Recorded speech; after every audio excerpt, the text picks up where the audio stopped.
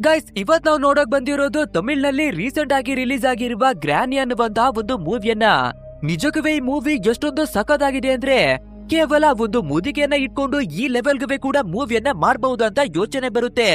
ಆ ಲೆವೆಲ್ಗೆ ಟ್ವಿಸ್ಟ್ ಗಳು ಟರ್ನ್ಸ್ ಗಳನ್ನ ಕೊಡ್ತಾನೆ ಇರುತ್ತೆ ಈ ತಮಿಳ್ ಮೂವಿ. ಅಂಡ್ ಇನ್ನೊಂದು ವಿಷಯವನ್ನ ಹೇಳ್ಬೇಕು ಅಂದ್ರೆ ತಮಿಳು, ತೆಲುಗು, ಮಲಯಾಳಂನಲ್ಲಿ ಸಖತ್ತಾಗಿರುವ ಮೂವಿಗಳು ಬರ್ತಾ ಇದಾವೆ ಅಲ್ವಾ. ಸೊ ಅವುಗಳನ್ನ ಎಕ್ಸ್ಪ್ಲೇನ್ ಮಾಡೋದಿಕ್ಕೆ ಅಂತಾನೆ ನಾವು ಹೊಸ ಚಾನೆಲ್ ಅನ್ನ ಕ್ರಿಯೇಟ್ ಮಾಡಿದೀವಿ. ಅಂಡ್ ಅದರ ಲಿಂಕ್ ಅನ್ನು ಕೂಡ ಡಿಸ್ಕ್ರಿಪ್ಷನ್ ಅಲ್ಲಿ ನಿಮಗಾಗಿನೇ ಕೊಟ್ಟಿರ್ತೀನಿ. ಸೊ ಫಟಾಫಟ ಅಂತ ಲಿಂಕ್ ಅನ್ನ ಕ್ಲಿಕ್ ಮಾಡಿ ನಮ್ಮ ಹೊಸ ಚಾನೆಲ್ ಅನ್ನ ಸಬ್ಸ್ಕ್ರೈಬ್ ಅನ್ನ ಮಾಡಿ ಸಪೋರ್ಟ್ ಅನ್ನ ಮಾಡಿ. ಅಂಡ್ ವಿಡಿಯೋಗೆ ಹೋಗೋದಕ್ಕಿಂತ ಮುಂಚೆ ಈ ಚಾನೆಲ್ ಅನ್ನ ಸಬ್ಸ್ಕ್ರೈಬ್ ಮಾಡಿಲ್ಲ ಅಂದ್ರೆ ಇದರವೇ ಕೂಡ ಸಬ್ಸ್ಕ್ರೈಬ್ ಮಾಡ್ಕೊಳ್ಳಿ. ಸರಿ, ಓಕೆ, ಇನ್ನು ತಡವನ್ನ ಮಾಡದೆ ಇವತ್ತಿನ ಭಯಂಕರವಾದ ಮುದುಕಿಯ ಮೂವಿಯನ್ನ ನೋಡೋದಿಕ್ಕಾಗಿನೇ ಹೋಗ್ಬಿಡೋಣ. ಓಪನಿಂಗ್ ಸೀನ್ ನಲ್ಲಿ ಒಂದು ದಟ್ಟವಾದ ಕಾಡಿನ ಒಳಗಡೆ ಇರುವ ಒಂದು ಬಾಳೆ ತೋಟವನ್ನ ನಮ್ಗೆ ತೋರಿಸ್ತಾರೆ. ಅದ್ರಲ್ಲಿ ಒಂದು ಚಿಕ್ಕ ಹುಡುಗಿ ತನ್ನ ಅಜ್ಜಿಯನ್ನ ಹುಡಿಕೊಂಡು ಎಲ್ಲಿದ್ಯಾ ಅಜ್ಜಿ ಅನ್ನೋದಾಗಿನೇ ಬರ್ತಿರ್ತಾಳೆ. ಬಟ್ ಆದ್ರೆ ಎಷ್ಟೇ ಹುಡುಕಿದ್ರೆ ಕೂಡ ಅವಳ ಅಜ್ಜಿ ಎಲ್ಲೆನ್ನುವೆ ಕಾಣಿಸ್ತಿರೋದಿಲ್ಲ. ಆದ್ರೆ ಸಡನ್ ಆಗಿ ಒಂದು ಅಮಾನುಷವಾದ ಶಕ್ತಿ ಅವಳ ಹತ್ರಕ್ಕಾಗಿನೇ ಬಂದು ಸೀದಾ ಹುಡುಗಿಯ ಪ್ರಾಣವನ್ನೇ ತೆಗೆದು ಹಾಕ್ಬಿಡುತ್ತೆ. ಅಂಡ್ ನೆಕ್ಸ್ಟ್ ಡೇ ಮಾರ್ನಿಂಗ್ ಆಗ್ಬೇಕಾದ್ರೆ ಆ ತೋಟದ ಮಾಲೀಕ ಈ ದೃಶ್ಯವನ್ನ ನೋಡಿ ಫಟ್ ಅಂತ ಪೊಲೀಸ್ ಅವರಿಗೆ ಎಲ್ಲಾ ವಿಷಯವನ್ನ ಇನ್ಫಾರ್ಮ್ ಮಾಡ್ತಾನೆ. ಅಂಡ್ ಇಲ್ಲಿಗೆ ಸೀನ್ ಅನ್ನ ಕಟ್ ಮಾಡಿ ಇದೇ ಊರ್ನಲ್ಲಿರುವ ಒಂದು ಹಳೆ ಕಾಲದ ಒಂದು ಒಂಟಿ ಮನೆಯನ್ನೇ ತೋರಿಸ್ತಾರೆ. ಅಂಡ್ ಇವಾಗ ಅದೇ ಮನೆಗೆ ಫಾರಿನ್ ನಿಂದ ಒಂದು ಕಪಲವೇ ಕೂಡ ಅವರ ಮಕ್ಕಳನ್ನ ಕರ್ಕೊಂಡು ಬಂದಿದ್ದಾರೆ. ಅಂಡ್ ಅವರ ಹೆಸರು ಬಂದು ಆನಂದ್ ಮತ್ತೆ ಅಪರ್ಣ ಅಂತ. ಅಂಡ್ ಹೊಸದಾಗಿ ಇವಾಗ ಮನೆ ಒಳಗಡೆ ಬಂದಿರೋದ್ರಿಂದ ರೆನೋವೇಷನ್ ಅನ್ನ ಮಾಡ್ಸೋದಿಕ್ಕಾಗಿನೇ ನೋಡ್ತಿದ್ದಾರೆ. ಅದು ಅಲ್ಲದೆ ಈ ಕಪಲ್ಗೆ ಇಬ್ಬರು ಮಕ್ಕಳಿದ್ದಾರೆ ಅಲ್ವಾ. ಅವರಿಗೆ ಇರುವ ಪ್ರಾಬ್ಲಮ್ ಏನು ಅಂದ್ರೆ ಅವರು ಕೇಳಿಸ್ಕೊಳ್ಳೋದಿಕ್ಕೆ ಆಗೋದಿಲ್ಲ, ಮಾತಾಡೋದಿಕ್ಕೆ ಆಗೋದಿಲ್ಲ. ಸೊ ನಮ್ಮ ಮಕ್ಕಳ ಜೊತೆ ಫಾರಿನ್ ನಲ್ಲಿ ಇದ್ರವೇ ಕೂಡ ಏನ್ ತಾನೇ ಮಾಡೋದಿಕ್ಕೆ ಆಗುತ್ತೆ. ಇದ್ರ ಬದಲು ನಾವು ಹಳ್ಳಿಗೆ ವಾಪಸ್ ಹೋಗಿ ನಮ್ಮ ಮುತ್ತಾತರ ಮನೆಯಲ್ಲಿ ಬದುಕೋಣ ಅನ್ನೋದಾಗಿನೇ ಡಿಸೈಡ್ ಅನ್ನ ಮಾಡ್ಕೊಂಡು ವಾಪಸ್ ಇವರ ಹಳ್ಳಿಗಾಗಿನೇ ಹೊರಟು ಬಂದಿದ್ದಾರೆ. ಅಂಡ್ ಇವರು ವಾಪಸ್ ಬಂದಿರೋದ್ರಿಂದ ಈ ಊರಿನ ಒಬ್ಬ ಯಜಮಾನನನ್ನುವೆ ಕೂಡ ನಮ್ಗೆ ತೋರಿಸ್ತಾರೆ. ಸೊ ಆ ಯಜಮಾನ ಸೀದಾ ಇವರ ಹತ್ರಕ್ಕಾಗಿನೇ ಬಂದು, ನೋಡಿ, ನೀವಿವಾಗ ಫಾರಿನ್ ನಿಂದ ರಿಟರ್ನ್ ನಿಮ್ಮ ಮುತ್ತಾತರ ಮನೆಗೆ ವಾಪಸ್ ಬಂದಿದ್ದೀರಾ ಅಂದ್ರೆ ನಾವು ನೀವೆಲ್ಲ ಒಂದೇ ಕಮ್ಯುನಿಟಿಗೆ ಸೇರಿರೋರು. ಆದ್ರಿಂದ ಈ ಮನೆಯನ್ನ ರೆನೋವೇಷನ್ ಮಾಡಿಸೋದ್ರಲ್ಲಿ ನಿಮ್ಗೆ ನಾನು ಹೆಲ್ಪ್ ಅನ್ನ ಮಾಡಿಕೊಡ್ಬಲ್ಲೆ. ಅದು ಅಲ್ಲದೆ ನಿಮ್ಗೆ ಯಾವುದೇ ಪ್ರಾಬ್ಲಮ್ ಬಂದ್ರೂ ಕೂಡ ಅದನ್ನ ಸಾಲ್ವ್ ಅನ್ನ ಮಾಡ್ಕೊಡ್ಬಲ್ಲೆ. ಅಂಡ್ ಇದು ತುಂಬಾನೇ ಹಳೆ ಮನೆ ಆಗಿರೋದ್ರಿಂದ ರೆನೋವೇಷನ್ ಅನ್ನ ಮಾಡಿಸ್ಬೇಕಾದ್ರೆ ತುಂಬಾನೇ ಧ್ಯಾನದಿಂದ ಮಾಡಿಸ್ಬೇಕಾಗುತ್ತೆ ಅನ್ನೋದಾಗಿ ತುಂಬಾನೇ ವಿಷಯವನ್ನ ಹೇಳ್ಕೊತಿರ್ತಾನೆ. ಸೊ ಇದನ್ನ ಕೇಳುವಂತಹ ನಮ್ಮ ಕಪಲ್ ಕೂಡ ಒಂದು ವಿಷಯವನ್ನ ಹೇಳ್ಕೊತಾರೆ. ನಾವೇನೇ ಈ ಮನೆಯನ್ನ ರೆನೋವೇಷನ್ ಮಾಡಿಸೋದಕ್ಕಾಗಿ ಡೋರ್ ಗಳನ್ನ ಓಪನ್ ಮಾಡೋದಕ್ಕೆ ತುಂಬಾನೇ ಕಷ್ಟವನ್ನ ಪಟ್ವಿ. ಬಟ್ ಆದ್ರೆ ಇದು ತುಂಬಾನೇ ಹಳೆಯ ಮನೆ ಆಗ್ಬಿಟ್ಟಿರೋದ್ರಿಂದ ಯಾವ ಡೋರ್ಗಳಿವೆ ಕೂಡ ಸರಿಯಾಗಿ ಓಪನ್ ಆಗ್ತಿಲ್ಲ. ಅಂಡ್ ಅವುಗಳನ್ನ ಓಪನ್ ಮಾಡೋದಿಕ್ಕೆ ಮೊದಲು ನಾವು ಪೂಜೆಯನ್ನವೇ ಕೂಡ ಮಾಡಿ ನೋಡಿದೀವಿ. ಆದ್ರೆ ಏನುವೆ ಪ್ರಯೋಜನ ಆಗ್ಲೇ ಇಲ್ಲ ಅನ್ನೋದಾಗಿನೇ ಹೇಳ್ಕೊತಾರೆ. ಸೊ ಇದನ್ನ ಕೇಳುವಂತಹ ಯಜಮಾನ ಏನನ್ನ ಹೇಳ್ತಾನೆ ಅಂದ್ರೆ, ಸದ್ಯಕ್ಕೆ ಯಾವ ರೂಮ್ ಗಳು ಓಪನ್ ಆಗಿದಾವೋ ಅದನ್ನ ಕ್ಲೀನ್ ಮಾಡ್ಕೊಂಡು ಅಲ್ಲಿ ವಾಸವಿರಿ. ಆನಂತರ ಬೇಕಾದ್ರೆ ನಿಧಾನವಾಗಿ ಬೇರೆ ರೂಮ್ ಗಳನ್ನ ಕ್ಲೀನ್ ಮಾಡೋಣ, ಓಪನ್ ಮಾಡೋಣ ಅಂತ ಹೇಳ್ತಾನೆ. ಅಂಡ್ ಇಲ್ಲಿಗೆ ಸೀನ್ ಅನ್ನ ಕಟ್ ಮಾಡಿ ಓಪನಿಂಗ್ ಸೀನ್ ನಲ್ಲಿ ಒಂದು ಹುಡುಗಿಯನ್ನ ಯಾರು ಅಮಾನುಷವಾಗಿ ಕೊಳೆಯನ್ನ ಮಾಡಿದ್ರು ಅಲ್ವಾ. ಸೊ ಪೊಲೀಸ್ ಅವರಿಗೆ ಆ ವಿಷಯವನ್ನ ಇನ್ಫಾರ್ಮ್ ಮಾಡಿರೋದ್ರಿಂದ ಕಾನ್ಸ್ಟೇಬಲ್ ಆಗಿರುವ ಸಿಂಗಮ್ ಅನ್ನುವ ಪೊಲೀಸು ಆ ಜಾಗಕ್ಕಾಗಿನೇ ಬರ್ತಾನೆ. ಅಂಡ್ ಅದನ್ನ ನೋಡಿ ಯಾವ್ದೋ ಒಂದು ಭಯಂಕರವಾಗಿರುವ ಪ್ರಾಣಿನೇ ಇದನ್ನ ಮಾಡಿರ್ಬಹುದು ಅನ್ನೋದಾಗಿ ಹೇಳ್ಕೊತಿರ್ತಾನೆ. ಅಂಡ್ ಅದೇ ಟೈಮಿಗೆ ಸರಿಯಾಗಿ ಈ ಕೇಸನ್ನ ಹ್ಯಾಂಡಲ್ ಮಾಡ್ತಾ ಇರುವ ವಿಕ್ರಮ್ ಅನ್ನುವ ಮತ್ತೊಬ್ಬ ಪೊಲೀಸ್ ಆಫೀಸರ್ ಅಲ್ಲಿಗೆ ಬಂದು ಬಾಡಿ ಬಿದ್ದಿರುವ ಕಂಡೀಷನ್ ನೋಡಿ ಇದನ್ನ ಮಾಡಿರೋದು ಪ್ರಾಣಿ ಎಲ್ಲ ಬದಲಾಗಿ ಯಾವ್ದೋ ಮನುಷ್ಯ ಅನ್ಸುತ್ತೆ. ಯಾಕಂದ್ರೆ ಈ ಬಾಡಿಯಿಂದ ಹೃದಯವನ್ನ ಹೊರಗಡೆಗೆ ತೆಗೆಯಲಾಗಿದೆ. ಸೊ ಯಾವ್ದೇ ಪ್ರಾಣಿ ಕೂಡ ಈ ರೀತಿಯಾಗಿ ಮಾಡೋದಿಕ್ಕೆ ಸಾಧ್ಯ ಇಲ್ಲ ಅನ್ನೋದಾಗಿನೇ ಹೇಳ್ತಾನೆ. ಅಂಡ್ ಆದಷ್ಟು ಬೇಗ ಕಿಲ್ಲರ್ ಯಾರು ಅನ್ನೋದಾಗಿ ನಾವು ಕಂಡು ಹಿಡಿಬೇಕು, ಇಲ್ಲಾಂದ್ರೆ ಬೇರೆ ಮಕ್ಕಳಿಗೆ ಕೂಡ ಇದೇ ಪರಿಸ್ಥಿತಿ ಬರಬಹುದು ಅನ್ನೋದಾಗಿನೇ ಹೇಳಿ ಬರ್ತಾನೆ. ನಂತರ ಈ ಪೊಲೀಸ್ ಆಫೀಸರ್ ಗಳ ಹತ್ರವಾಗಿ ಅಕ್ಕಪಕ್ಕದಲ್ಲಿ ಯಾವ್ದಾದ್ರು ಮನೆ ಇದೆಯಾ ಅಥವಾ ಯಾರಾದ್ರೂ ವಾಸ ಇದಾರ ಅನ್ನೋದಾಗಿ ಕೇಳ್ಬೇಕಾದ್ರೆ ಇವ್ರಿಗೆ ಕೂಡ ಯಾವ್ದೇ ವಿಷಯಗಳು ಗೊತ್ತಿಲ್ಲ ಅಲ್ವಾ. ಸೊ ನಮ್ಗೆ ಏನುವೆ ಗೊತ್ತಿಲ್ಲ ಅನ್ನೋದಾಗಿನೇ ಹೇಳ್ಕೊತಾರೆ. ಆದ್ರಿಂದ ನಾವೇನೇ ಸರ್ಚನೆ ಮಾಡೋಣ, ಅಕ್ಕಪಕ್ಕದಲ್ಲಿ ಯಾರಾದ್ರೂ ವಾಸವಿದಾರ ಅಂತ ನೋಡ್ಕೊಂಡು ಬರ್ಬೇಕಾದ್ರೆ ಸ್ವಲ್ಪ ದೂರದಲ್ಲೇ ಒಂದು ಶೆಡ್ ಇರೋದಾಗಿ ಗೊತ್ತಾಗುತ್ತೆ. ಅಂಡ್ ಆ ಶೆಡ್ ನ ಒಳಗಡೆ ಒಬ್ಬಳು ವಯಸ್ಸಾಗಿರುವ ಮುದುಕಿ ಬದುಕಿ ಬರ್ತಾ ಇದ್ದಾಳೆ ಅನ್ನೋದು ಕೂಡ ಗೊತ್ತಾಗುತ್ತೆ. ಸರಿ, ಓಕೆ, ಒಳಗಡೆ ಹೋಗಿ ನೋಡೋಣ ಅನ್ನೋದಾಗಿ ಒಳಗೆ ಬಂದು ನೋಡ್ಬೇಕಾದ್ರೆ ಆ ಮುದುಕಿ ಇರೋದಿಲ್ಲ, ಬದಲಾಗಿ ಒಂದು ತುಂಬಾನೇ ಭಾರವಾಗಿರುವ ಲೋಹದಿಂದ ಮಾಡಿರುವ ಒಂದು ಪಾತ್ರೆ ಇರುತ್ತೆ. ಅದನ್ನ ನೋಡುವ ನಮ್ಮ ವಿಕ್ರಮ್ ಒಂದು ಕ್ಷಣಕ್ಕೆನೆ ಸ್ಟಾಕ್ ಆಗ್ಬಿಡ್ತಾನೆ. ವಯಸ್ಸಾಗಿರುವ ಮುದುಕಿ ಇಷ್ಟೊಂದು ಭಾರವಾಗಿರುವ ಪಾತ್ರೆಯನ್ನ ಏನಕ್ಕೆ ಬಳಸ್ತಾಳೆ ಅಂತ. ಸೊ ಆದ್ರೂ ಪರವಾಗಿಲ್ಲ ಅಂತ ಬೇರೆ ಏನಾದ್ರೂ ಸಿಗುತ್ತಾ ಅನ್ನೋದಾಗಿ ನೋಡ್ತಿರ್ಬೇಕಾದ್ರೆ ತುಂಬಾನೇ ವಿಚಿತ್ರವಾಗಿರುವ ಒಂದು ಪ್ಲಾಂಟ್ ಇವನ ಕಣ್ಣಿಗೆನೆ ಬೀಳುತ್ತೆ. ಸೊ ಏನಿರಬಹುದು ಅಂತ ಅದನ್ನ ಟಚ್ ಮಾಡೋದಕ್ಕೆ ಹತ್ರ ಕೈಯನ್ನ ಮಡಗಬೇಕಾದ್ರೆ ಆ ಪ್ಲಾಂಟ್ ಸಡನ್ ಆಗಿ ಇವನ ಕೈಯನ್ನ ಕಚ್ಚಿ ಬಿಡುತ್ತೆ. ಅಷ್ಟೇ, ಒಂದು ಗಿಡ ಇವನ ಕೈಯನ್ನ ಕಚ್ಚಿದೆ ಅಂದ್ರೆ ಇದ್ರಲ್ಲೇನೋ ಟ್ವಿಸ್ಟ್ ಇದೆ ಅಲ್ವಾ. ಸೊ ಭಯವನ್ನ ಪಡ್ಕೊಂಡಿರ್ಬೇಕು ಕೂಡ ಅದರ ಫೋಟೋವನ್ನ ತಗೊಳ್ತಾನೆ. ಅಂಡ್ ಇಲ್ಲಿಗೆ ಸೀನನ್ನ ಕಟ್ ಮಾಡಿ ನಮ್ಮ ಫ್ಯಾಮಿಲಿ ಅವರು ಒಂದು ಮನೆಯಲ್ಲಿ ಉಳ್ಕೊಂಡಿದ್ದಾರೆ ಅಲ್ವಾ. ಆ ಮನೆಯ ಮುಂದೆ ಸರಿಸುಮಾರು 100 ವರ್ಷದ ಮುದುಕಿ ಹೋಗೋದನ್ನ ನಮ್ಗೆ ತೋರಿಸ್ತಾರೆ.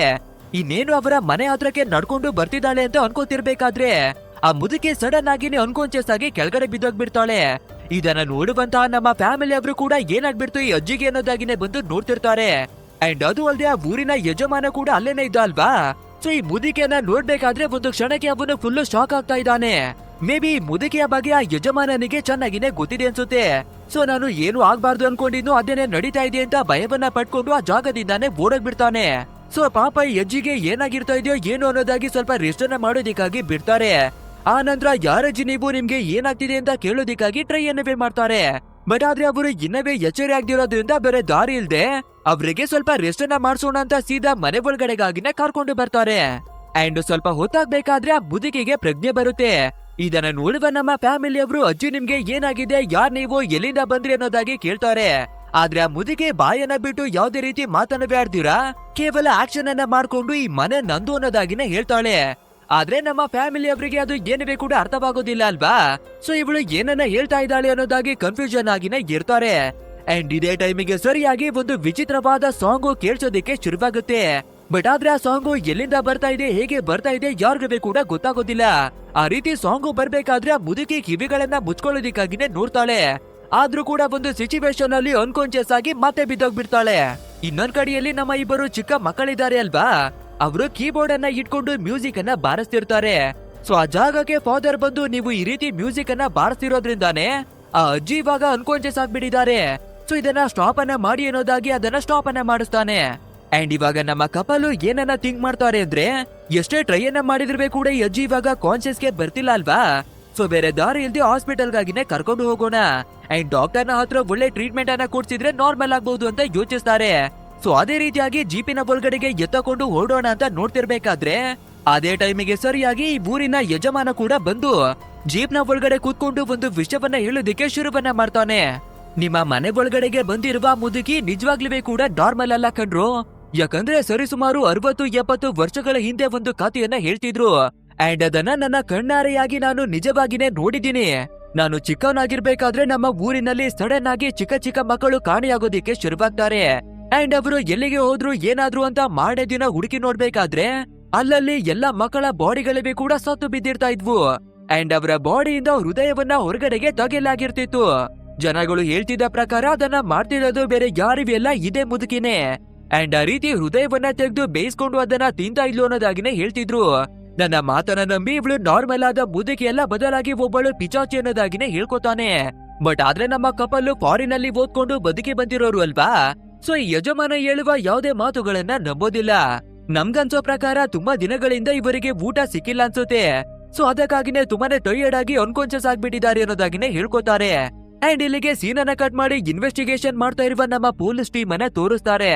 ಸೊ ಇವಾಗ ಮುದುಕಿ ಮನೆ ಒಳಗಡೆ ಬೇರೆ ತುಂಬಾನೇ ವಿಚಿತ್ರವಾದ ಪ್ಲಾನ್ ಗಳೆಲ್ಲ ಸಿಕ್ಕಿತ್ತು ಅಲ್ವಾ. ಆದ್ರಿಂದ ಮುದುಕಿ ಮೇಲೆ ಡೌಟ್ ಗಳು ಬಂದು ಅವಳನ್ನ ಇನ್ವೆಸ್ಟಿಗೇಷನ್ ಮಾಡೋಣ ಅಂತ ಹುಡುಕಿ ನೋಡ್ತಾರೆ. ಅಂಡ್ ಅದೇ ರೀತಿ ನಮ್ಮ ಫ್ಯಾಮಿಲಿ ಹತ್ರಕ್ಕಾಗಿನೇ ಬಂದು ನೋಡ್ಬೇಕಾದ್ರೆ ಆ ಮುದುಕಿಯನ್ನ ನಾಟಿ ವೈದ್ಯರ ಹತ್ರಕ್ಕಾಗಿನೇ ಕರ್ಕೊಂಡು ಹೋಗಿದ್ದಾರೆ ಅನ್ನೋದು ಗೊತ್ತಾಗುತ್ತೆ. ಸರಿ ಓಕೆ ಅನ್ನೋದಾಗಿ ನಮ್ಮ ಪೊಲೀಸ್ನವರು ಕೂಡ ಆ ವೈದ್ಯರ ಹತ್ರಕ್ಕಾಗಿನೇ ಹೊರಟು ಬರ್ತಾರೆ. ಅಂಡ್ ಈ ಮುದುಕಿಗೆ ಏನಾಗಿದೆ, ಏನಾದ್ರೂ ಹೇಳ್ಕೊತಿದ್ದಾಳ, ಏನ್ ಕತೆ ಅನ್ನೋದಾಗಿ ಕೇಳ್ಬೇಕಾದ್ರೆ ಅದಕ್ಕೆ ಆ ಡಾಕ್ಟರ್ ಮುದುಕಿ ಇವಾಗ ಅನ್ಕಾನ್ಶಿಯಸ್ ನಲ್ಲಿ ಇದ್ದಾಳೆ. ಅಂಡ್ ಯಾವ್ದೋ ಒಂದು ಶಾಕ್ ಆಗಿರುವ ವಿಷಯದಿಂದ ಈ ಪರಿಸ್ಥಿತಿಗೆ ಬಂದಿದ್ದಾರೆ. ಅಂಡ್ ಇದ್ರಿಂದ ಹೊರಗಡೆಗೆ ಬರ್ಬೇಕು ಅಂದ್ರೆ ಸರಿಸುಮಾರು 2 ದಿನಗಳಾದ್ರೂ ಬೇಕು ಅನ್ನೋದಾಗಿನೇ ಹೇಳ್ಕೊತಾರೆ. ಸೊ ಇದನ್ನ ಕೇಳುವಂತಹ ನಮ್ಮ ವಿಕ್ರಮು ಸರಿ ಹೋಗಿ ಅಂತ ಯೋಚಿಸಿ ಅದೇ ಆ ಮುದುಕಿ ಮನೆ ಒಳಗಡೆ ಒಂದು ವಿಚಿತ್ರವಾಗಿರುವ ಪ್ಲಾಂಟ್ ಅನ್ನ ನೋಡಿ ಫೋಟೋ ತಗೊಂಡಿದ್ದ ಅಲ್ವಾ. ಸೊ ಅದೇ ಫೋಟೋವನ್ನ ಈ ವೈದ್ಯರಿಗೆ ತೋರಿಸಿ ನಿಮ್ಗೇನಾದ್ರೂ ಇದ್ರ ಬಗ್ಗೆ ಗೊತ್ತಾನೋದಾಗಿ ಕೇಳ್ಬೇಕಾದ್ರೆ ಅದನ್ನ ನೋಡುವಂತಹ ವೈದ್ಯರವೇ ಕೂಡ ಯಾರಿಗೂ ಗೊತ್ತಿಲ್ದಿರೋ ಒಂದು ವಿಷಯವನ್ನ ಹೇಳ್ಕೊತಾರೆ. ಸರಿಸುಮಾರು 150 ವರ್ಷಗಳ ಹಿಂದೆ ಈ ಊರಿನಲ್ಲಿ ಒಬ್ಬ ರಾಜನಿದ್ದ. ಅಂಡ್ ಆ ರಾಜನ ಜೀವನ ಕೂಡ ನೆಮ್ಮದಿಯಾಗಿತ್ತು. ಸೊ ಪಕ್ಕದ ಊರಿಗೆ ಹೋಗ್ಬೇಕಾದ್ರೆ ಒಂದು ಸುಂದರವಾದ ಹುಡುಗಿಯನ್ನ ನೋಡ್ಬೇಕಾದ್ರೆ ಅವಳ ಮೇಲೆ ಮನಸ್ಸಾಗಿ ಮದುವೆಯನ್ನವೇ ಕೂಡ ಆಗಿ ಕರ್ಕೊಂಡು ಬಂದ. ಅಂಡ್ ಅವನ ಮನೆಯ ಬಗ್ಗೆ ಹೇಳ್ಬೇಕು ಅಂದ್ರೆ ಜಮೀನ್ದಾರ ಆಗಿರೋದ್ರಿಂದ ಒಂದು ಒಳ್ಳೆಯ ಮನೆ ಇರುತ್ತೆ ಅಲ್ವಾ. ಸೊ ಹಳೆ ಕಾಲದ ಅದೇ ಮನೆಯಲ್ಲಿ ಅವನ ಹೆಂಡತಿ ಜೊತೆ ನೆಮ್ಮದಿಯಿಂದ ಬದುಕೋದಿಕ್ಕಾಗಿ ಶುರುವನ್ನ ಮಾಡ್ತಾನೆ. ಅಂಡ್ ಕೆಲವು ತಿಂಗಳುಗಳಾಗ್ಬೇಕಾದ್ರೆ ಅವನ ಹೆಂಡತಿ ಕೂಡ ಪ್ರೆಗ್ನೆಂಟ್ ಆಗಿ ಒಂದು ಮಗುವಿಗೆ ಜನ್ಮವನ್ನ ಕೊಡ್ತಾಳೆ.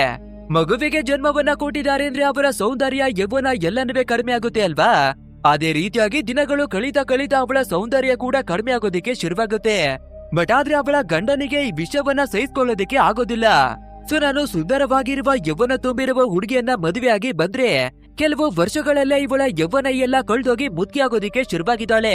ಸೊ ಇಂಥವಳ ಜೊತೆ ನಾನು ಇರೋದಿಕ್ಕೆ ಹೇಗೆ ಸಾಧ್ಯ ಅನ್ನೋದಾಗಿನೇ ಯೋಚಿಸಿ ಅವಳ ಜೊತೆ ಮಾತನ್ನವೇ ಕೂಡ ಆಡ್ದಿರ ಸೀದಾ ಮನೆಯನ್ನ ಬಿಟ್ಟು ಹೊರಗಡೆಗಾಗಿನೇ ಬಂದ್ಬಿಡ್ತಾನೆ.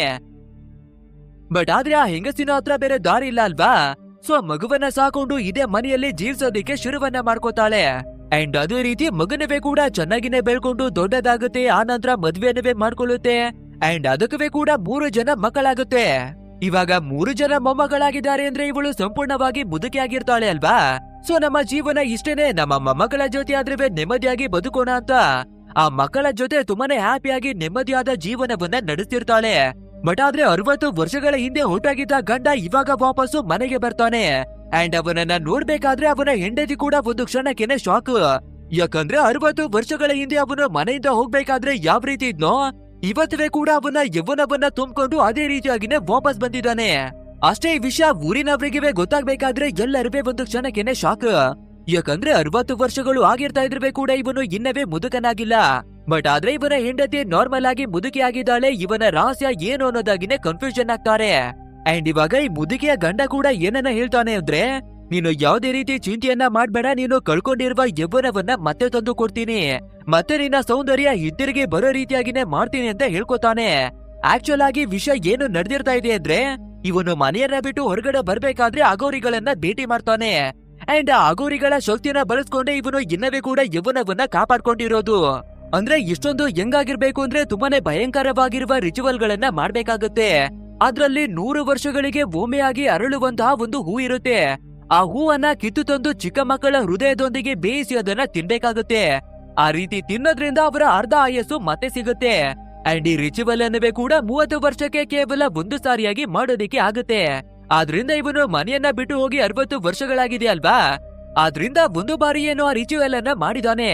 ಅಂಡ್ ಇವಾಗ ಮತ್ತೆ 30 ವರ್ಷಗಳು ಕಂಪ್ಲೀಟ್ ಆಗಿರೋದ್ರಿಂದ ರಿಚುವಲ್ ಅನ್ನ ಮತ್ತೆ ಮಾಡ್ಬೇಕಾಗಿದೆ. ಅಷ್ಟೇ ಅಲ್ಲದೆ ತುಂಬಾನೇ ರೇರ್ ಆಗಿರುವ ಫ್ಲವರ್ ಅನ್ನವೇ ಕೂಡ ಇವಾಗ ಇವರ ಮನೆಗಾಗಿನೇ ತಂದಿದ್ದಾನೆ. ಬಟ್ ಆದ್ರೆ ಅದನ್ನ ಬೇಯಿಸಿ ತಿನ್ನೋದಿಕ್ಕೆ ಚಿಕ್ಕವರ ಹೃದಯ ಕೂಡ ಬೇಕಾಗುತ್ತೆ ಅಲ್ವಾ. ಆದ್ರಿಂದ ಎಲ್ಲಿಂದ ತರೋದು ಅಂತ ಇವನು ಯೋಚನೆಯನ್ನ ಮಾಡ್ತಿರ್ಬೇಕಾದ್ರೆ ಸ್ವಂತ ಇವನ 3 ಜನ ಮೊಮ್ಮಗಳೇನೆ ಇವನ ಕಣ್ಣಿಗೆ ಬಿದ್ದೋಗ್ತಾರೆ. ಸೊ ಇವಾಗ ನಮ್ಮ ಮುಂದಿನ ಟಾರ್ಗೆಟ್ ಇವರೇನೆ ಅಂತ ಯೋಚನೆಯನ್ನವೇ ಮಾಡಿ ಅವರ ಕಥೆಯನ್ನ ಮುಗಿಸೋದಿಕ್ಕೆ ಒಂದು ಚಾಕವನ್ನವೇ ಕೂಡ ಎತ್ಕೋತಾನೆ. ಬಟ್ ಆದ್ರೆ ಇಷ್ಟು ಹೊತ್ತಿಗೆ ಎಲ್ಲಾ ವಿಷಯಗಳಿವೆ ಕೂಡ ಊರಿನವರಿಗೆ ಗೊತ್ತಾಗಿ ಸೀದಾ ಇವನ ಮನೆ ಒಳಗಡೆಗಾಗಿನೇ ನುಗ್ಗಿ ಆಚೆಗಾಗಿನೇ ಒಡ್ದು ಹೇಳ್ಕೊ ಬರ್ತಾರೆ. ಆ ನಂತರ ಒಂದು ಮರಕ್ಕಾಗಿನೇ ಕಟ್ಟಾಕಿ ಬೆಂಕಿಯನ್ನವೇ ಕೂಡ ಕಚ್ಚಿಸ್ತಾರೆ. ಇದನ್ನೆಲ್ಲ ನೋಡುವ ಮುದುಕಿಗಂತೂ ಏನನ್ನ ಮಾಡ್ಬೇಕು ಅಂತನವೇ ಗೊತ್ತಾಗ್ತಿರೋದಿಲ್ಲ. ಯಾಕಂದ್ರೆ ಅವಳ ಗಂಡನನ್ನ ಇವಳವೇ ಕೂಡ ತುಂಬಾನೇ ಪ್ರೀತಿಯನ್ನ ಮಾಡಿ ಬರ್ತಾ ಇದ್ದಾಳೆ. ಅದು ಅಲ್ಲದೆ ಯೌವನವನ್ನ ಸೌಂದರ್ಯವನ್ನ ಮತ್ತೆ ಪಡ್ಕೊಳ್ಳುವ ಒಂದು ರಹಸ್ಯವನ್ನವೇ ಕೂಡ ತಂದಿದ್ದಾನೆ ಅಲ್ವಾ. ಸೊ ಇವಾಗ ನಾವು ಏನನ್ನ ಮಾಡ್ಬೇಕು ಅನ್ನುವ ಟೆನ್ಷನ್ ಅಲ್ಲೇ ಇರ್ತಾಳೆ. ಸೊ ದಯವಿಟ್ಟು ನನ್ನ ಗಂಡನನ್ನ ಬಿಡ್ಬಿಡಿ, ಅವನಿಗೆ ಏನನ್ನವೇ ಮಾಡ್ಬೇಡಿ ಅಂತನವೇ ಕೂಡ ಕೇಳ್ಕೊತಿರ್ತಾಳೆ. ಇದನ್ನ ಕೇಳುವಂತ ಅವಳ ಗಂಡ ಏನನ್ನ ಹೇಳ್ತಾನೆ ಅಂದ್ರೆ, ನನ್ನ ಬಗ್ಗೆ ನೀನು ಯಾವುದೇ ರೀತಿ ಚಿಂತೆಯನ್ನ ಮಾಡ್ಬೇಡ, ನಾನು ಜೀವಂತವಾಗಿ ಇಲ್ಲ ಅಂದ್ರೆ ಕೂಡ ಯಾವಾಗ್ಲೂ ನಿನ್ನ ಪ್ರೀತಿಯನ್ನ ಮಾಡ್ತೀನಿ. ಅಂಡ್ ನಿನ್ಗೆ ಯೌವನ ಸೌಂದರ್ಯ ಮತ್ತೆ ಬೇಕು ಅಂದ್ರೆ ಆ ರಿಚುವಲ್ ಅನ್ನ ಕಂಪ್ಲೀಟ್ ಅನ್ನ ಮಾಡು, ಯಾವುದೇ ಕಾರಣಕ್ಕೂ ಆ ರಿಚುವಲ್ ಅನ್ನ ಕೈ ಬಿಡ್ಬೇಡ ಅನ್ನೋದಾಗಿನೇ ಹೇಳ್ತಾನೆ.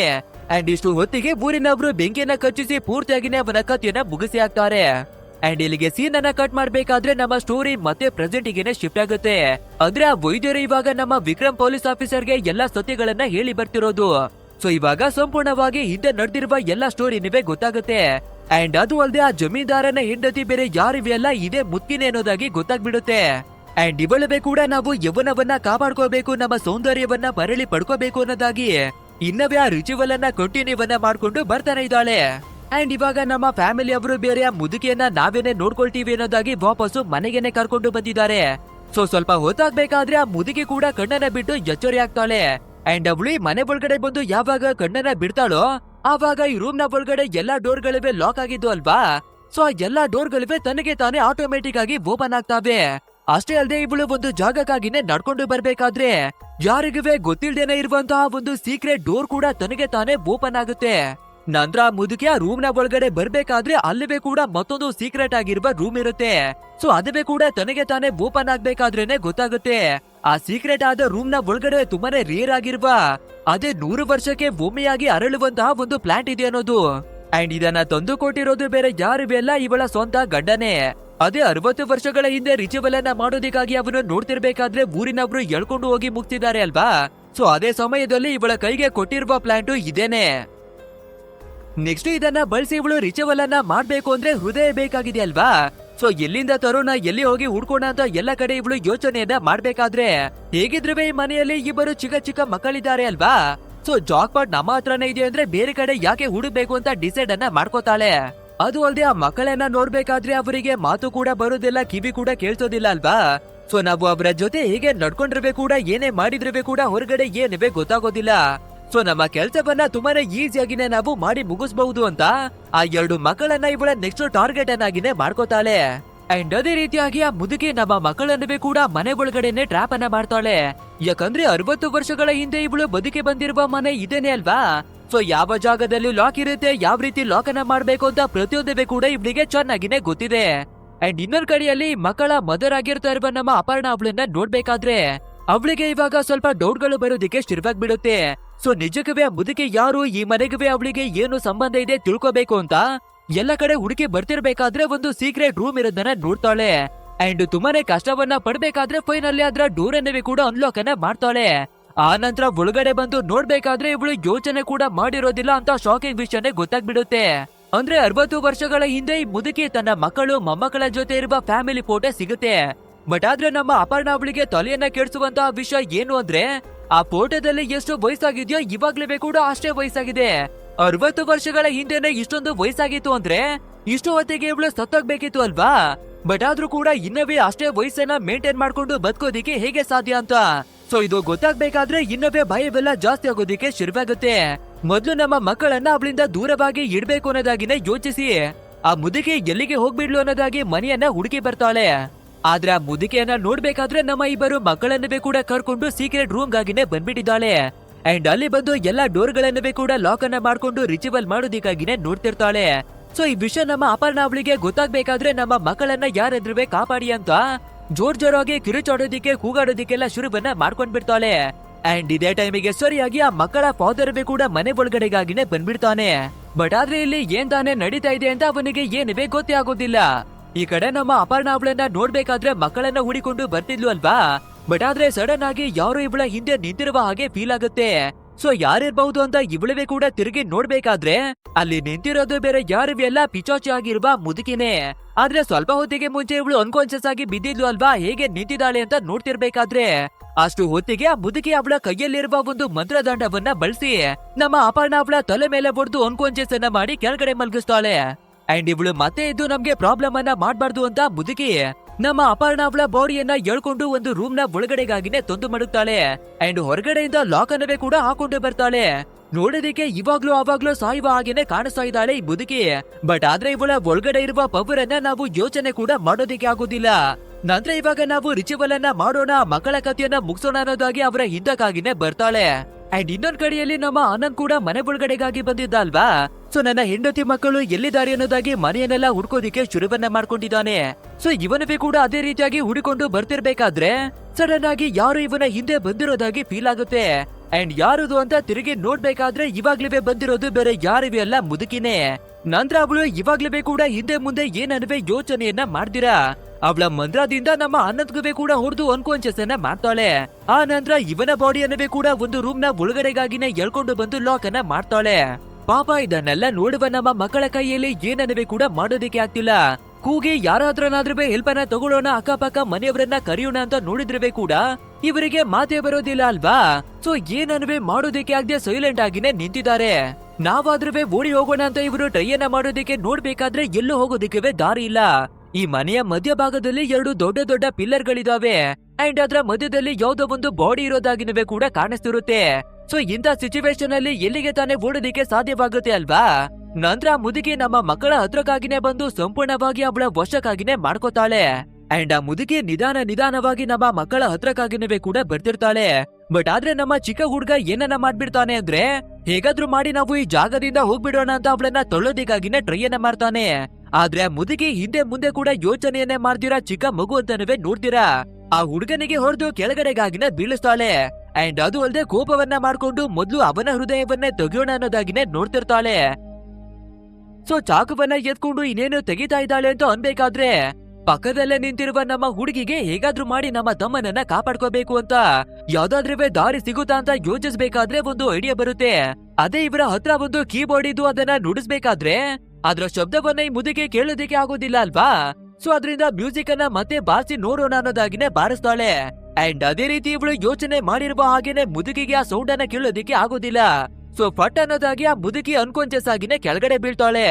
ಸೊ ನಮ್ಮ ಹುಡುಗರಿಗೆ ಕೂಡ ಗೊತ್ತಾಗ್ಬಿಡುತ್ತೆ ಇವಳ ವೀಕ್ನೆಸ್ ಬಂದು ಮ್ಯೂಸಿಕ್ ಅನ್ನೋದಾಗಿ. ಆಕ್ಚುಲ್ ಆಗಿ ಏನಾಗಿದೆ ಅಂದ್ರೆ ಊರಿನ ಜನರು ಇವಳ ಗಂಡನ ಕಥೆಯನ್ನ ಮುಗಿಸ್ತಿರ್ಬೇಕಾದ್ರೆ ಅದೇ ಟೈಮಿಗೆ ಸರಿಯಾಗಿ ಯಾರೋ ಪಿಯಾನೋವನ್ನ ನುಡ್ತಿರ್ತಾರೆ. ಸೊ ಇವಳ ಗಂಡ ಸಾಯ್ತಾ ಇರ್ಬೇಕಾದ್ರೆ ಪಿಯಾನೋ ಸೌಂಡ್ ಅನ್ನ ಕೇಳಿದಾಳೆ ಅಲ್ವಾ. ಆದ್ರಿಂದ ಮತ್ತೆ ಆ ಸೌಂಡ್ ಅನ್ನ ಕೇಳಿದ್ರೆ ಯಾವಾಗ್ಲೂ ಇವಳ ಗಂಡನ ನೆನಪು ಆಗ್ತಾನೆ ಇರುತ್ತೆ. ಆದ್ರಿಂದಾನೇ ಆ ಶಬ್ದವನ್ನ ಕೇಳಿದ ಕೂಡಲೇ ತುಂಬಾನೇ ಭಯವನ್ನ ಪಡ್ಕೊಂಡು ಇವಳು ಅನ್ಕಾನ್ಶಿಯಸ್ ಆಗಿ ಬಿದ್ದೋಗೋದು. ಸೊ ಇವಾಗ ನಮ್ಮ ಮಕ್ಕಳು ನಾವು ಹೇಗಾದ್ರೂ ಮಾಡಿ ಮನೆಯನ್ನ ಬಿಟ್ಟು ಹೊರಗಡೆ ಹೋಗ್ಬಿಡೋಣ ಅಂತ ಅಲ್ಲಿನ ಡೋರ್ ಗಳನ್ನ ಓಪನ್ ಮಾಡೋದಿಕ್ಕೆ ತುಂಬಾನೇ ಕಷ್ಟವನ್ನ ಪಡ್ತಾರೆ. ಬಟ್ ಆದ್ರೆ ಆ ಮುದುಕಿ ಪರ್ಮಿಷನ್ ಅನ್ನ ಕೊಡ್ತೀರಾ ಯಾವ ಡೋರ್ ಗಳಿವೆ ಕೂಡ ಓಪನ್ ಆಗೋದಿಲ್ಲ ಅಲ್ವಾ. ಆದ್ರಿಂದ ಇವರು ಎಷ್ಟೇ ಕಷ್ಟ ಪಟ್ಟಿರ್ಬೇಕು ಕೂಡ ಅದು ವ್ಯರ್ಥವಾಗುತ್ತೆ. ಸೊ ನಾವಿವಾಗ ಈ ಮನೆಯಿಂದ ಬದುಕಿ ಹೊರಗಡೆ ಹೋಗೋದಿಕ್ಕೆ ಆಗುತ್ತಾ ಇಲ್ವಾ ಅಂತ ಟೆನ್ಷನ್ ಆಗುವೆ ನಮ್ಮ ಮಕ್ಕಳು. ಯಾವ್ದಾದ್ರೂ ಬೇರೆ ದಾರಿಯನ್ನ ಹುಡ್ಕೋಣ ಅನ್ನೋದಾಗಿ ಸುತ್ತಮುತ್ತ ನೋಡ್ತಿರ್ತಾರೆ. ಅಂಡ್ ಇಲ್ಲಿಗೆ ಸೀನ್ ಅನ್ನ ಕಟ್ ಮಾಡಿ ನಮ್ಮ ಪೊಲೀಸ್ ಆಗಿರುವ ವಿಕ್ರಮ್ ಮತ್ತೆ ಸಿಂಗಮನ್ನ ನಾವು ನೋಡ್ಬೇಕಾದ್ರೆ ಅದೇ ಒಬ್ಬ ವೈದ್ಯರು ಅವಳು ಸಾಮಾನ್ಯವಾದ ಮುದುಕಿಯೆಲ್ಲ ಬದಲಾಗಿ ಒಬ್ಬಳು ಪಿಚಾಚಿ. ಅಂಡ್ ಅವಳು ಮನುಷ್ಯರ ಹೃದಯವನ್ನ ತೆಗೆದು ಅವರ ಕಥೆಯನ್ನ ಮುಗಿಸ್ತಾಳೆ ಮತ್ತೆ ರಿಚುವಲ್ ಗಳನ್ನ ಮಾಡ್ತಾಳೆ ಅಂತ ಎಷ್ಟೋ ವಿಷಯಗಳನ್ನ ಹೇಳಿಕೊಟ್ಟಿದ್ರು ಅಲ್ವಾ. ಹಾಗಿದ್ರೆ ಅವಳು ಮತ್ತೆ ರಿಚುವಲ್ ಅನ್ನ ಮಾಡೋದಿಕ್ಕೆ ಅವಳ ಪಾಳು ಬಿದ್ದಿರುವ ಮನೆಗಾಗಿನೇ ವಾಪಸ್ ಹೋಗ್ತಾಳೆ ಅನ್ನೋದಾಗಿನೇ ತಿಳ್ಕೊಂಡು ಫಟಾಫಟ್ ಅಂತ ಇವ್ರವೇ ಕೂಡ ಮನೆ ಹತ್ರಕ್ಕಾಗಿನೇ ಬರ್ತಾರೆ. ಅಂಡ್ ಅಲ್ಲಿ ಬಂದು ನೋಡ್ಬೇಕಾದ್ರೆ ತುಂಬಾನೇ ವರ್ಷಗಳಿಂದ ಪಾಳು ಬಿದ್ದಿರುವ ಮನೆಯಾಗಿದೆ ಅಲ್ವಾ. ಸೊ ಈ ಮನೆ ಒಳಗಡೆ ಯಾರು ಇಲ್ಲ ಅನ್ಸುತ್ತೆ ಅನ್ನೋದಾಗಿ ನಮ್ಮ ವಿಕ್ರಮ್ಗೆ ಫೀಲ್ ಆಗ್ತಿರುತ್ತೆ. ಆದ್ರೂ ಕೂಡ ಯಾರಾದ್ರೂ ಇದಾರ ಚೆಕ್ ಅನ್ನ ಮಾಡೋಣ ಅಂತ ಡೋರನ್ನ ಬಂದು ಬಡ್ದು ನೋಡ್ತಾನೆ. ಆದ್ರೆ ಡೋರನ್ನ ಬಂದು ಓಪನ್ ಮಾಡೋದಿಕ್ಕೆ ಯಾರ ಕೈಯಲ್ಲಿ ಆಗೋದೇ ಇಲ್ಲ ಅಲ್ವಾ. ಅಂಡ್ ಇವಾಗ ಮತ್ತೆ ಈ ಮುದುಕಿಯನ್ನ ನಾವು ನೋಡ್ಬೇಕಾದ್ರೆ ಅನ್ಕಾನ್ಶಿಯಸ್ ಆಗಿ ಬಿದ್ದಿದ್ದವಳಿಗೆ ಎಚ್ಚರಿಯಾಗುತ್ತೆ. ಸೊ ಇವಳು ಯಾವಾಗ ಕಣ್ಣನ್ನ ಬಿಟ್ಟು ಎಚ್ಚರಿ ಆಗ್ತಾವಳೋ ಅವಾಗ ಡೋರ್ ಗಳಿವೆ ಕೂಡ ಓಪನ್ ಆಗುತ್ತೆ ಅಲ್ವಾ. ಸೊ ಫಟಾಫಟ್ ಅಂತ ಪೊಲೀಸ್ನವರು ಕೂಡ ಮನೆ ಒಳಗಡೆಗೆ ಎಂಟ್ರಿ ಕೊಡ್ತಾರೆ. ನಂತರ ಮನೆ ಒಳಗಡೆ ಯಾರಾದ್ರೂ ಇದ್ರೆ ಹೊರಗಡೆ ಬನ್ನಿ ಅನ್ನೋದಾಗಿನೇ ಕರಿತಿರ್ತಾನೆ. ಆದ್ರೆ ಇವನ ಮಾತನ್ನ ಕೇಳಿ ಯಾರು ಕೂಡ ಬರುವ ಸ್ಥಿತಿಯಲ್ಲಿ ಇರೋದಿಲ್ಲ. ಅಂಡ್ ಇದೇ ರೀತಿಯಾಗಿ ಇರ್ಬೇಕಾದ್ರೆ ಇವರ ಮುಂದಗಡೆಗೆ ಒಂದು ಅಮಾನುಷವಾದ ಕೈ ಬರುತ್ತೆ. ಸೊ ನಮ್ಮ ವಿಕ್ರಮು ಭಯವನ್ನ ಪಡ್ಕೊಳ್ದೆ ಫಾಟ್ ಅಂತ ಕೈಗೆ ಹೊಡಿಬೇಕಾದ್ರೆ ಆ ಪಿಚಾಚಿ ಮುದುಕಿನೇ ಕೆಳಗಡೆಗೆ ಬೀಳ್ತಾಳೆ. ಆ ನಂತರ ಮತ್ತೆ ಮೇಲಕ್ಕಾಗಿನೇ ಎದ್ದು ನಮ್ಮ ವಿಕ್ರಮ್ ಅವನ ಮೇಲೆ ಅಟ್ಯಾಕ್ ಮಾಡೋದಿಕ್ಕಾಗಿನೇ ಬರ್ತಾಳೆ. ನಾನು ಅವಾಗ್ಲೇ ಹೇಳ್ದಾಗೆ ಇವಳು ನೋಡೋದಿಕ್ಕೆ ಮಾತ್ರ ಮುದುಕಿ ಆಗಿದ್ದಾಳೆ. ಬಟ್ ಆದ್ರೆ ಇವಳ ಒಳಗಡೆ ಇರುವ ಪವರ್ ಅನ್ನ ನಾವು ಯೋಚನೆ ಕೂಡ ಮಾಡೋದಿಕ್ಕೆ ಆಗಲ್ಲ ಅಂತಿದೆ ಅಲ್ವಾ. ಸೊ ಅದೇ ರೀತಿ ನಮ್ಮ ವಿಕ್ರಮ್ ಕೂಡ ಅವಳಿಗೆ ಹೊಡೆಯೋದಿಕ್ಕಾಗಿ ನೋಡ್ತಿರ್ಬೇಕಾದ್ರೆ ಬಲಿಷ್ಠವಾಗಿರುವ ನಮ್ಮ ವಿಕ್ರಮೇನೆ ಸೋತಿ ಹೋಗಿ ಕೆಳಗಡೆ ಬಿದ್ದೋಗ್ತಾನೆ. ಅಂಡ್ ಇವಾಗ ವಿಕ್ರಮ್ ಮತ್ತೆ ಮೇಲಕ್ಕಾಗಿನೇ ಎದ್ದು ನಿಂತು ನಮ್ಮ ತಲೆ ತಿರುಗುವಂತಹ ಒಂದು ದೊಡ್ಡ ಟ್ವಿಸ್ಟ್ ಅನ್ನೇ ರಿವೀಲ್ ಮಾಡ್ತಾನೆ. ಏ ಮುದುಕಿ, ನಾನು ಯಾರು ಅಂತ ನಿನ್ಗೆ ಗೊತ್ತಾಯ್ತಾ? ನಾನು ಬೇರೆ ಯಾರಿಗೂ ಅಲ್ಲ, ನಿನ್ನದೇ ಸ್ವಂತ ಮೊಮ್ಮಗ. ಹೌದು, ನಿನ್ನ ಗಂಡ ಚಿಕ್ಕ ವಯಸ್ಸಿನಲ್ಲಿ ಇರ್ಬೇಕಾದ್ರೆ ನಮ್ಮ ಬಳಿಯನ್ನ ತಗೊಳ್ಳೋದಿಕ್ಕೆ ನೋಡಿದ್ದ ಅಲ್ವಾ. ಆವಾಗ ಬದುಕೊಳ್ತಿರುವ ಮೊಮ್ಮಗ ನಾನೇನೆ. ಸೊ ನೀವು ಅನಂತ ಕಾಲದವರೆಗೆ ಎಷ್ಟು ಪಾಪಗಳನ್ನ ಮಾಡಿದೀರಾ ಅಂದ್ರೆ ನಮ್ಮ ಕುಟುಂಬದವರು ಇಲ್ಲಿವರೆಗೂ ಕೂಡ ಅದನ್ನ ಅನುಭವಿಸಿ ಬರ್ತಾನೆ ಇದ್ದೀವಿ. ಸೊ ಇವಾಗ ನಿನ್ನ ಅಂತ್ಯವನ್ನ ನಾವು ಮಾಡ್ಲೇಬೇಕು. ಅಂಡ್ ನೀನು ಮಾಡಿರುವ ತಪ್ಪಿಗೆ ತಕ್ಕ ಶಿಕ್ಷೆಯನ್ನು ಅನುಭವಿಸ್ಲೇಬೇಕು ಅನ್ನೋದಾಗಿನೇ ಹೇಳ್ತಾನೆ. ಬಟ್ ಆದ್ರೆ ಆ ಮುದುಕಿ ಇವನ ಮಾತನ್ನ ಅಷ್ಟೊಂದು ಸಿಂಪಲ್ ಆಗಿ ಕೇಳ್ಬಿಡ್ತಾಳ. ಸೊ ನಾನು ಈ ರಿಚುವಲ್ ಅನ್ನ ಮಾಡ್ತೀನಿ ಅನ್ನುವ ರೀತಿಯಾಗಿನೇ ಮಾತಾಡ್ತಿರ್ತಾಳೆ. ಇನ್ನು ನಮ್ಮ ಕಾನ್ಸ್ಟೇಬಲ್ ಆಗಿರುವ ಸಿಂಗಮನ್ನ ನೋಡ್ಬೇಕಾದ್ರೆ ಮಕ್ಕಳನ್ನ ಹುಡುಗಿ ಅವರನ್ನ ರೆಸ್ಕ್ಯೂ ಮಾಡೋಣ ಅಂತ ಮನೆ ಒಳಗಡೆಗಾಗಿನೇ ಬಂದು ಕೂಗ್ತಿರ್ತಾನೆ. ಅಂಡ್ ಎಲ್ಲಾ ಕಡೆ ಹುಡಿಕೊಂಡು ಬರ್ಬೇಕಾದ್ರೆ ಒಂದು ಸೀಕ್ರೆಟ್ ರೂಮ್ ಒಳಗಡೆ ಬಚ್ಚಿಟ್ಕೊಂಡು ಕುಳಿತಿರ್ತಾರೆ. ಸೊ ಫೈನಲಿ ಅವರನ್ನ ಹುಡುಕಿ ರೆಸ್ಕ್ಯೂವನ್ನ ಮಾಡ್ತಾನೆ. ಬಟ್ ಆದ್ರೆ ನಮ್ಮ ಸಿಂಗಮ್ಗುವೆ ಕೂಡ ಗೊತ್ತಾಗುತ್ತೆ ಈ ಮಕ್ಕಳಿಗೆ ಮಾತು ಕೂಡ ಬರೋದಿಲ್ಲ, ಕಿವಿ ಕೂಡ ಕೇಳೋದಿಲ್ಲ ಅನ್ನೋದಾಗಿ. ಸೊ ಇವಾಗ ಆದಷ್ಟು ಬೇಗ ಈ ಮಕ್ಕಳನ್ನ ಕರ್ಕೊಂಡು ಹೊರಗಡೆ ಹೋಗ್ಬಿಡೋಣ ಅಂತ ಇವನು ನೋಡ್ಬೇಕಾದ್ರೆ ಇವನಿಗೆ ಕೂಡ ರೂಮ್ ಡೋರ್ ಗಳನ್ನ ಓಪನ್ ಮಾಡೋದಿಕ್ಕೆ ಬರೋದಿಲ್ಲ ಅಲ್ವಾ. ಸೊ ಬೇರೆ ದಾರಿ ಇಲ್ದೆ ಮಕ್ಕಳನ್ನ ಕರ್ಕೊಂಡು ಎಂಟ್ರೆನ್ಸ್ ನ ಕಡೆಗಾಗಿನೇ ಹೊರಟು ಬರ್ತಾನೆ. ಬಟ್ ಆದ್ರೆ ಅಷ್ಟು ಹೊತ್ತಿಗೆ ಮುದುಕಿ ಆ ಜಾಗಕ್ಕಾಗಿನೇ ಬಂದು ಇವರಿಗಾಗಿನೇ ಕಾಯ್ಕೊಂಡು ಕುಳಿತಿರ್ತಾಳೆ. ಅಂಡ್ ಸೀದಾ ನಮ್ಮ ಸಿಂಗಂನ ಮೇಲೆ ಅಟ್ಯಾಕ್ ಅನ್ನ ಮಾಡಿ ಕೆಳಗಡೆ ಬೀಳಿಸ್ತಾಳೆ. ಆ ನಂತರ ನಮ್ಮ ಮಕ್ಕಳ ಕಥೆಯನ್ನ ಮುಗಿಸೋಣ ಅಂತ ಅವರ ಹತ್ರಕ್ಕಾಗಿನೇ ಬರ್ತಿರ್ಬೇಕಾದ್ರೆ ಅದನ್ನ ನೋಡುವ ನಮ್ಮ ಸಿಂಗಮ್ಮು ಅವರನ್ನ ಕಾಪಾಡ್ಬೇಕು ಅಂತ, ಈ ಮುದುಕಿ ನಿನ್ನಲ್ಲಿ ತಾಕತ್ತಿದ್ರೆ ಧೈರ್ಯ ಅನ್ನೋದೇ ಇದ್ರೆ ಬಾ ನನ್ನ ಹತ್ರವಾಗಿ ಫೈಟ್ ಅನ್ನ ಮಾಡು, ನನಗೆ ಅಟ್ಯಾಕ್ ಅನ್ನ ಮಾಡು ಅನ್ನೋದಾಗಿ ಕರೀತಾನೆ. ಸೊ ಇದನ್ನ ಕೇಳಿ ಕೋಪವನ್ನ ಮಾಡ್ಕೊಳ್ಳುವ ಮುದುಕಿ ಇವನ ಮೇಲೆ ಅಟ್ಯಾಕ್ ಅನ್ನ ಮಾಡೋದಿಕ್ಕಾಗಿನೇ ಬಂದ್ಬಿಡ್ತಾಳೆ. ಆ ರೀತಿ ನಮ್ಮ ಸಿಂಗಮ್ ಅವನ ಹತ್ರಕ್ಕೆ ಬರ್ಬೇಕಾದ್ರೆ ಒಂದು ವಿಚಿತ್ರವಾದ ಸ್ಮೆಲ್ ಬರೋದಿಕ್ಕೆ ಶುರುವಾಗ್ಬಿಡುತ್ತೆ. ಸೊ ನಮ್ಮ ಸಿಂಗಮ್ ಕೂಡ ಯಾವ ಸ್ಮೆಲ್ ಅದು ಅಂತ ಸುತ್ತಮುತ್ತ ನೋಡ್ಬೇಕಾದ್ರೆ ಇವನ ಪಕ್ಕದಲ್ಲಿರುವ ಒಂದು ಲ್ಯಾಂಟಿನ್ ಅಲ್ಲಿರುವ ಲಿಕ್ವಿಡ್ ಹೊರಗಡೆ ಬಂದಿರುತ್ತೆ. ಇದನ್ನ ನೋಡುವ ನಮ್ಮ ಸಿಂಗಮ್ಮು ಆ ಲ್ಯಾಂಡಿನನ್ನ ಕೈಗೆ ಎತ್ಕೋತಾನೆ. ಅಷ್ಟೇ ಬೆಂಕಿಯನ್ನ ನೋಡುವ ಮುದುಕಿ ಹೆದರ್ಕೊಂಡು ಆ ಜಾಗದಿಂದಾನೇ ಓಡೋಗೋದಿಕ್ಕಾಗಿನೇ ಟ್ರೈಯನ್ನ ಮಾಡ್ತಾಳೆ. ಇದನ್ನ ನೋಡುವ ಸಿಂಗಮ್ಮು ಇವಳನ್ನ ಮಾತ್ರ ನಾವು ಸಿಂಪಲ್ ಆಗಿ ಬಿಡೋ ಹಾಗಿಲ್ಲ ಅಂತ ಯೋಚಿಸಿ ಪಟ್ ಅಂತ ಮುದುಕಿನ ಹಿಡಿಯೋದಿಕ್ಕಾಗಿನೇ ನೋಡ್ತಾನೆ. ಅಂಡ್ ಇವಾಗ ಮತ್ತೆ ಇಬ್ರ ನಡುವೆ ಒಂದು ಮಾಸ್ ಆಗಿರುವ ಫೈಟ್ ಕೂಡ ಶುರುವಾಗ್ಬಿಡುತ್ತೆ. ಬಟ್ ಆದ್ರೆ ನಮ್ಮ ಸಿಂಗಮ್ಗೆ ಆದಷ್ಟು ಬೇಗನೆ ಅರ್ಥವಾಗೋಗುತ್ತೆ ಈ ಮುದುಕಿಯ ಜೊತೆ ನಾವು ಫೈಟ್ ಅನ್ನ ಮಾಡಿ ಗೆಲ್ಲೋದಿಕ್ಕೆ ಆಗೋದಿಲ್ಲ ಅಂತ. ಆದ್ರಿಂದ ನಾವು ಬದುಕಿಲ್ಲ ಅಂದ್ರೆ ಏನಾಯ್ತು, ಈ ಮಕ್ಕಳನ್ನಾದ್ರೂ ನಾವು ಕಾಪಾಡಬಹುದು ಅಲ್ವಾ. ಸೊ ಅದೇ ಜಾಗದಿಂದ ನಮ್ಮ ವಿಕ್ರಮ್ ಅವನನ್ನ ಕರೆದು ನೀವು ಆದಷ್ಟು ಬೇಗ ಈ ಮಕ್ಕಳನ್ನ ಕರ್ಕೊಂಡು ಹೊರಗಡೆಗೆ ಹೋಗಿ ಅನ್ನೋದಾಗಿನೇ ಹೇಳ್ತಾನೆ. ಅಂಡ್ ಅದೇ ರೀತಿಯಾಗಿ ನಮ್ಮ ವಿಕ್ರಮ್ ಕೂಡ ಮಕ್ಕಳನ್ನ ಕರ್ಕೊಂಡು ಆ ಮನೆಯಿಂದ ಲಾಕ್ಗಳನ್ನವೇ ಕೂಡ ಓಪನ್ ಮಾಡಿ ಫೈನಲಿ ಆ ಮನೆಯಿಂದ ಹೊರಗಡೆಗಾಗಿನವೇ ಕೂಡ ಸೇಫ್ ಆಗಿನೇ ಬರ್ತಾರೆ.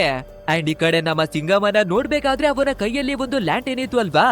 ಇವಾಗ ನೋಡೆ ಮುದುಕಿ ನಿನ್ನ ಕಥೆಯನ್ನ ಯಾವ ರೀತಿ ಮುಗಿಸ್ತೀನಿ ಅಂತ ಹೇಳಿ ಸಂಪೂರ್ಣವಾದ ಮನೆಗಾಗಿನೇ ಬೆಂಕಿಯನ್ನ ಕಚ್ಚಿಸ್ತಾನೆ. ಸೊ ಫೈನಲಿ ಎಲ್ಲನವೇ ಸುಟ್ಟು ಬೂದಿ ಆಗುತ್ತೆ. ಅಂಡ್ ನಮ್ಮ ಸಿಂಗಮು 2 ಮಕ್ಕಳ ಪ್ರಾಣವನ್ನ ಕಾಪಾಡಿ ಅಂಡ್ ಈ ಪಿಚಾಚಿಯ ಕಥೆಯನ್ನ ಮುಗಿಸೋದಿಕ್ಕಾಗಿ ಅವನ ಪ್ರಾಣವನ್ನ ತ್ಯಾಗವನ್ನ ಮಾಡಿದ್ದಾನೆ. ಅಂಡ್ ಇಲ್ಲಿಗೆ ಸೀನನ್ನ ಕಟ್ ಮಾಡಿ 1 ವರ್ಷಗಳ ನಂತರವಾಗಿ ನಾವು ನೋಡ್ಬೇಕಾದ್ರೆ ಅದೇ ವಿಕ್ರಮ್ ಅನ್ನುವ ಪೊಲೀಸ್ ಆಫೀಸರು ನಮ್ಮ ಮಕ್ಕಳನ್ನ ಸೇಫ್ ಆಗಿ ಹೊರಗೆ ಕರ್ಕೊಂಡು ಬಂದಿದ್ದ ಅಲ್ವಾ. ಅವನು ಜೈಲಿನ ಒಳಗಡೆ ಇರೋದಾಗಿನೇ ತೋರಿಸ್ತಾರೆ. ಬಟ್ ಆದ್ರೆ ಇವನು ಏನನ್ನ ಮಾಡ್ದ, ಏನಿಗಾಗಿ ಜೈಲ್ ಒಳಗಡೆ ಇದ್ದಾನೆ ಅಂತ ಏನವೇ ಕೂಡ ಹೇಳೋದಿಲ್ಲ. ಸೊ ಇದೇ ರೀತಿಯಾಗಿ ಇರ್ಬೇಕಾದ್ರೆ ಬೇರೊಬ್ಬ ಪೊಲೀಸ್ ಆಫೀಸರ್ ಇವನ ಹತ್ರಕ್ಕಾಗಿನೇ ಬಂದು, ಸರ್ ನೀವು ಒಂದು ಮಗುವಿನ ಕೇಸನ್ನ ತಗೊಂಡು ಇನ್ವೆಸ್ಟಿಗೇಷನ್ ಅನ್ನ ಮಾಡ್ತಿದ್ರಿ ಅಲ್ವಾ, ಅದನ್ನ ಮಧ್ಯಗಾಗಿನೇ ನೀವು ಏನಕ್ಕೆ ಕ್ಲೋಸ್ ಅನ್ನ ಮಾಡಿದ್ರಿ ಅನ್ನೋದಾಗಿನೇ ಕೇಳ್ಬೇಕಾದ್ರೆ ನಮ್ಮ ವಿಕ್ರಮ್ ಕೂಡ ಒಂದು ವಿಷಯವನ್ನ ಹೇಳ್ಕೊತಾನೆ. ಒಂದು ಮಗು ಅಮಾನುಷವಾಗಿ ತೀರೋಗಿರ್ಬೇಕಾದ್ರೆ ಆ ಕೇಸನ್ನ ತಗೊಂಡು ನಡೆಸ್ತಾ ಇದೆ. ಅಂಡ್ ಅದೇ ಟೈಮ್ ನಲ್ಲಿ 2 ಮಕ್ಕಳ ಪ್ರಾಣ ಕೂಡ ಅಪಾಯಕ್ಕಾಗಿನೇ ಸಿಕ್ಕಾಕೊಂಡಿತ್ತು. ಹೇಗೋ ಕಷ್ಟವನ್ನ ಪಟ್ಟು ಆ ಮಕ್ಕಳ ಪ್ರಾಣವನ್ನೇನೋ ಕಾಪಾಡಿದ್ವಿ. ಬಟ್ ಆದ್ರೆ ಇದೇ ಟೈಮಿಗೆ ನಮ್ಗೆ ಟ್ರಾನ್ಸ್ಫರ್ ಅನ್ನ ಕೊಡ್ಬೇಕಾದ್ರೆ ಮೊದಲು ತಗೊಂಡಿದ್ದ ಕೇಸನ್ನ ಕ್ಲೋಸ್ ಅನ್ನ ಮಾಡಿ ಬೇರೆ ಕಡೆಗೆ ನಾನು ಶಿಫ್ಟ್ ಆದೆ. ಅಂಡ್ ನನ್ನ ಪೂರ್ತಿಯಾದ ಫ್ಯಾಮಿಲಿ ಕೂಡ ನನ್ನ ಜೊತೆಯಾಗಿನೇ ಬೇರೆ ಸಿಟಿಗೆ ಶಿಫ್ಟ್ ಆಯ್ತು. ಅಂಡ್ ಅದೇ ರೀತಿ ಒಂದು ದಿನ ನಮ್ಮ ವಿಕ್ರಮು ಕೆಲಸವನ್ನ ಮುಗಿಸಿ ಮನೆ ಕಡೆಗೆ ಹೊರಟು ಬರ್ತಿರ್ಬೇಕಾದ್ರೆ ಇವನ ಹೆಂಡತಿ ಕಾಲನ್ನ ಮಾಡಿ ನಿನ್ನನ್ನ ಹುಡಿಕೊಂಡು ನಿಮ್ಮ ಅಜ್ಜಿನೇ ಮನೆಗೆ ಬಂದಿದ್ದಾರೆ. ಸೊ ಅವ್ರು ಮಾತಾಡ್ಬೇಕಂತೆ ಫೋನ್ ಅನ್ನ ಕೊಡ್ತೀನಿ ನೋಡು ಅಂತ ಫೋನ್ ಅನ್ನ ಕೊಡ್ತಾಳೆ. ಅಂಡ್ ಅಜ್ಜಿ ಕೂಡ ಫೋನ್ ಅನ್ನ ಇಸ್ಕೊಂಡು ಮನೆಗೆ ಯಾವಾಗ ಬರ್ತಾ ಇದ್ಯಾ ಮಗ ಅನ್ನೋದಾಗಿನೇ ಕೇಳ್ತಾರೆ. ಅಷ್ಟೇ ಆ ವಾಯ್ಸ್ ಅನ್ನ ಕೇಳ್ಬೇಕಾದ್ರೆ ವಿಕ್ರಮ್ ಫುಲ್ ನಡ್ಗೋದಿಕ್ಕೆ ಶುರುವಾಗ್ಬಿಡ್ತಾನೆ. ಯಾಕಂದ್ರೆ ಅಲ್ಲಿ ಮಾತಾಡ್ತಾ ಇರುವ ಅಜ್ಜಿ ಬೇರೆ ಯಾರು ಅಲ್ಲ, ಅದೇ ಇಲ್ಲಿವರೆಗೂ ಒಬ್ಬಳು ಮುದುಕಿಯನ್ನ ನಾವು ನೋಡಿ ಬಂದಿದೀವಿ ಅಲ್ವಾ. ಅದೇ ಮುದುಕಿ ಇವಾಗ ವಿಕ್ರಮ್ ಅವನ ಜೊತೆ ಮಾತಾಡ್ತಾ ಇರೋದು. ಬಟ್ ಆದ್ರೆ ನಮ್ಮ ಸಿಂಗಮ್ಮು ಬೆಂಕಿಯನ್ನ ಕಚ್ಚಿಸಿ ಮನೆಯನ್ನೇ ಸುಟ್ಟು ಬೂದಿಯನ್ನ ಮಾಡಿದ ಅಲ್ವಾ. ಆದ್ರೆ ಅಲ್ಲಿ ಮುದುಕಿ ಸತ್ತಿಲ್ಲ, ಬದಲಾಗಿ ಇನ್ನವೇ ಕೂಡ ಅವಳು ಬದುಕಿದಾಳೆ. ಅಂಡ್ ಇವಾಗ ವಾಪಸ್ಸು ವಿಕ್ರಮ್ ಅವರ ಮನೆಗೆ ಬಂದಿದ್ದಾಳೆ ಅಂದ್ರೆ ಇವನ ಮಕ್ಕಳನ್ನು ಕೂಡ ಬಿಡೋದಿಲ್ಲ ಅಂತ ಅರ್ಥ. ಬಟ್ ಆದ್ರೆ ಆಮೇಲೆ ಏನಾಗಿದೆ, ಆ ಮುದುಕಿಯ ಕತೆ ಏನಾಗಿದೆ, ಅಂಡ್ ನಮ್ಮ ವಿಕ್ರಮ್ ಜೈಲಿನ ಒಳಗಡೆಗೆ ಹೇಗೆ ಬಂದ ಅಂತ ಕ್ಲಿಯರ್ ಆಗಿ ಏನನ್ನವೇ ಹೇಳೋದಿಲ್ಲ. ಸೊ ಈ ಎಲ್ಲಾ ವಿಷಯವನ್ನ ಕೇಳುವ ಪೊಲೀಸ್ ಆಫೀಸರು ನನ್ನ ಮಗಳುವೆ ಕೂಡ ಇವಾಗ ಕಾಣೆ ಆಗ್ಬಿಟ್ಟಿದ್ದಾಳೆ, ಬಹುಶಃ ಅದೇ ಮುದುಕಿಯ ಕೈವಾಡ ಇದೆ ಅಂತ ನನಗೆ ಅನ್ನಿಸ್ತಾ ಇದೆ.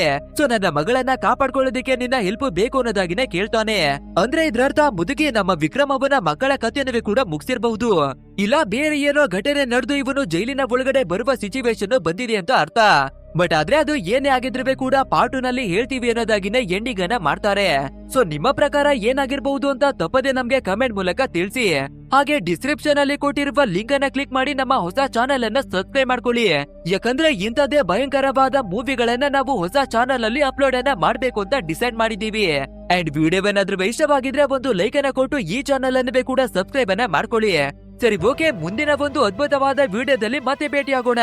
So thanks for watching guys and take care of your self.